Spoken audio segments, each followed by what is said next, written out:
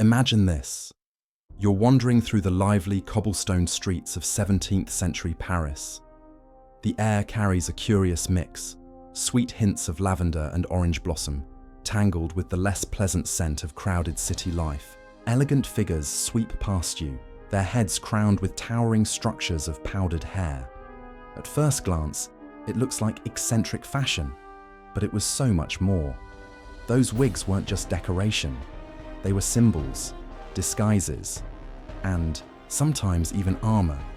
Hidden beneath them is a story laced with disease, vanity, royal intrigue, and the desperate need to protect one's reputation in a society where appearances could make or break you. This isn't just about fashion. It's about how a mysterious illness triggered one of the most extravagant trends in Western history, and how wigs became a cultural weapon of status, survival, and even political power. For over a century, no European gentleman of rank, especially in noble circles, would dare step into the public eye without a powdered wig perched proudly on his head.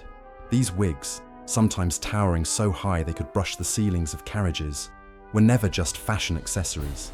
They carried weight, symbols of wealth, shields of reputation, and even silent players in medicine and politics. Today, they may seem like quirky relics of history, but in their own era, wigs were everything. Surprisingly, the rise of the powdered wig is rooted not in style, but in sickness. Its story begins with one of the most feared and misunderstood diseases of all time: syphilis. When syphilis first erupted in Europe in the late 15th century, it caused a storm of fear and confusion. There were no antibiotics, no real medical science to speak of, and barely any grasp of how infections spread. The disease was a mystery, and a horrifying one at that. At first, it whispered its presence: a sore here, a rash there. But as it advanced, it ravaged the human body. Flesh decayed, bones deformed, noses collapsed, and hair fell away in uneven, shameful clumps. It wasn't just painful, it was a social death sentence. In an age where appearance meant authority, influence, and survival, these outward signs weren't merely symptoms. They were catastrophic betrayals written across the body for the world to see. In the glittering courts and rigidly stratified societies of 17th century Europe, appearance was not just important, it was destiny. Beauty and grooming were more than vanity. They were proof of discipline, wealth, refinement, and even moral virtue. To look polished was to look powerful, and at the center of it all stood the most coveted trait of them all: hair. Long, thick, well-kept hair was no passing trend, it was a living crown. For both men and women, it spoke of health, vitality, noble blood, and even divine favor. Flowing. Locks hinted at endless hours spent with skilled barbers and stylists, at riches poured into scented oils and powders. In a sense, hair was a walking advertisement for one's place in the hierarchy of society. The longer, shinier, and more carefully styled it was, the louder it proclaimed, "I am wealthy, I am important, I belong." So, when illness, especially something as terrifying and scandalous as syphilis, stripped people of their hair, the fallout wasn't just physical, it was catastrophic. Bald patches and thinning locks were not seen as a trivial inconvenience, but as a humiliating revelation. In a world where outward appearance equaled inward worth, losing your hair meant losing your social armor. It marked you, publicly, as weak, diseased, and ruined. A bare scalp was more than a medical misfortune, it was a social sentence. Balding was often whispered about as a sign of immorality, evidence of scandal, or even proof of disease. In the noble courts, where identity and honor were woven tightly, with outward beauty, the loss of hair was nothing short of losing one's rank in society. The shame was so crushing that those afflicted would go to remarkable lengths to conceal their condition. Illness, especially anything tied to sexuality, was rarely spoken of in polite company. Instead of confession, there was silence. Instead of treatment, there was deception. And from that silence, a new craft rose. Not from medicine, but from artistry. Men began to cloak their patchy scalps beneath carefully fashioned hairpieces, while women padded their thinning locks with curls, braids, and hidden weaves. What started as a discreet cover-up quickly evolved into something far greater, a bold, extravagant cultural phenomenon that would redefine fashion, politics, and power itself. Wigs did not begin as symbols of vanity. They began as symbols of survival.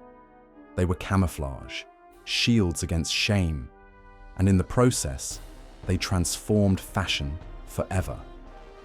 Yet no style, no matter how ingenious, can truly dominate without the blessing of royalty. And in the 17th century, that blessing came from the most image-obsessed monarch of them all, King Louis XIV of France. Known to history as the Sun King, Louis was more than a sovereign. He was the embodiment of French grandeur. His palace at Versailles glittered like a stage.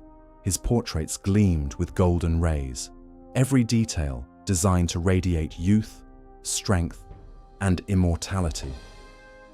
But behind the carefully crafted myth was a very real problem.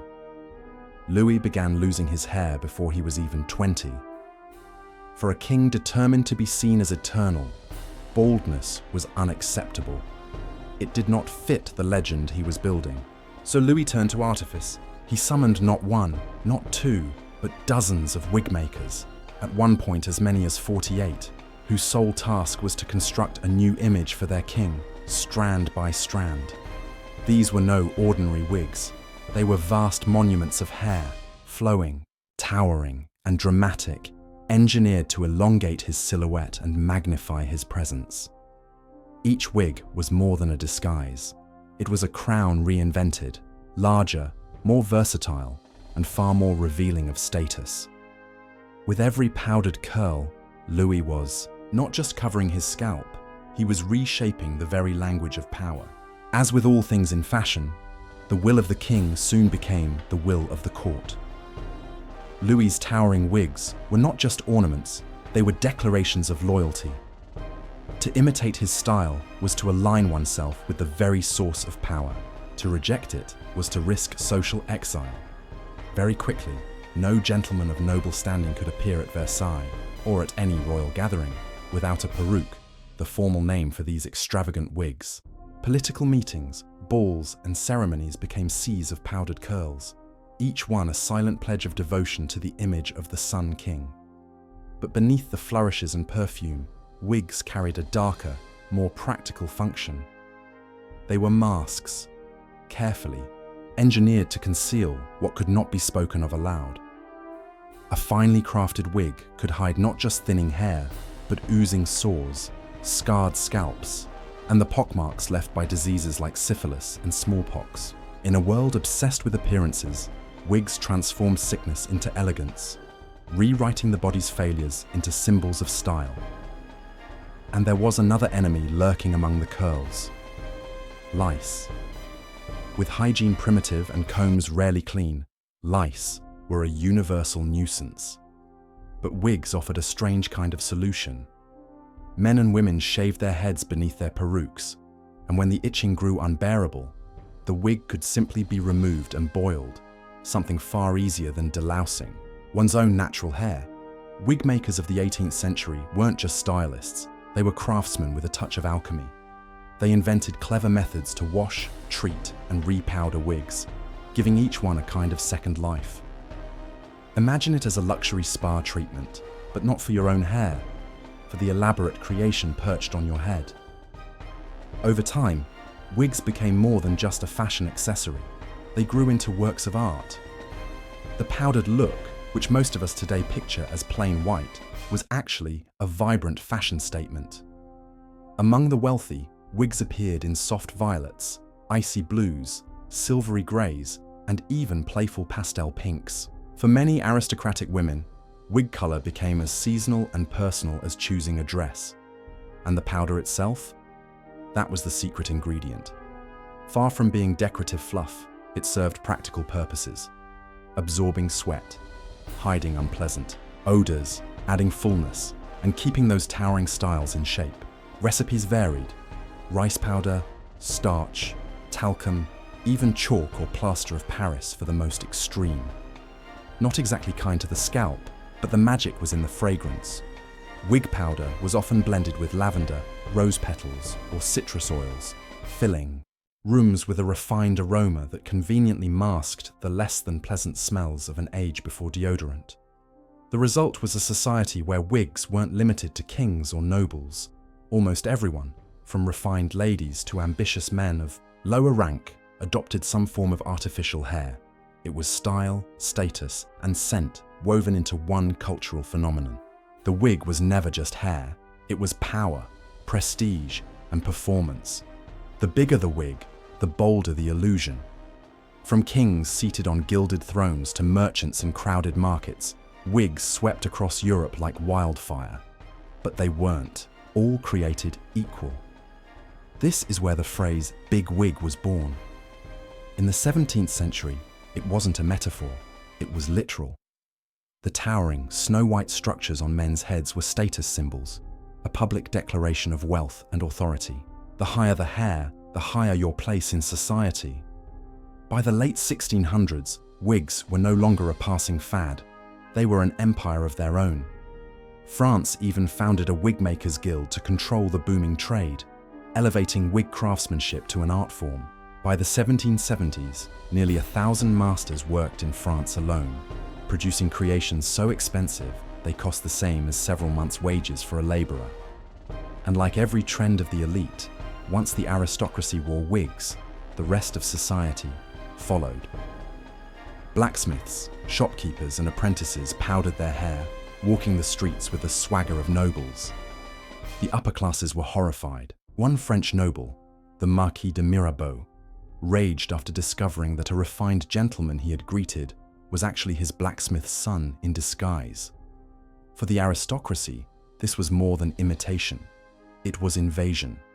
Their status symbols had been stolen by the masses, but the rich weren't about to surrender their crown of hair so easily. They retaliated the only way they knew how, by going bigger, brighter, and more outrageous. Jewels sparkled in powdered curls, feathers rose like plumes of fire, and women's wigs grew into sculpted monuments. Some were so massive and heavy, they required hidden scaffolding just to stay upright. These weren't wigs anymore. They were architecture. The tale of the powdered wig is more than fashion. It's a mirror of human vanity, ingenuity, and survival.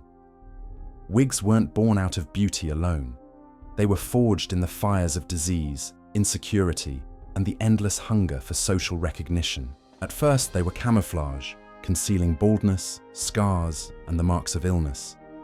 But soon, they became something greater, a language of power, a symbol of status, and a theatre of excess. The wig was no longer just an accessory. It was an empire sitting on one's head. And yet, like all empires, it could not last.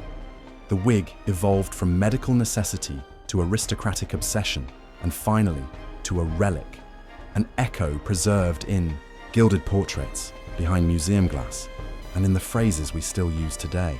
Bigwig is not just a word, it's a fossil of history, carrying with it centuries of pride, pretense, and performance. So the next time you glance at a portrait of a stately figure, shrouded in a storm of powdered curls, look deeper. That wasn't just a fashion choice, it was a mask of survival. It was a declaration of rank. It was a scandal in silk and powder, and it all began with a single patch of missing hair